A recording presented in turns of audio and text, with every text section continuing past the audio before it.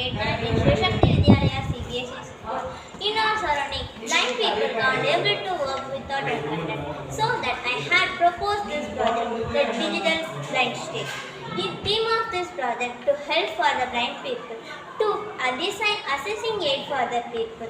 Using this stick, the blind people can detect the object in front of them. In emergency situation, they can send a signal to the connected base station to ask the help for them. Last but not the least, the stick includes Google Map, which helps the people to move. The advantages of this project, this stick is in low cost. It helps the people to detect the object in front of them. In emergency situation, they can save themselves. Mainly, this is used for blind people to move without own guidance. Thank you, everyone.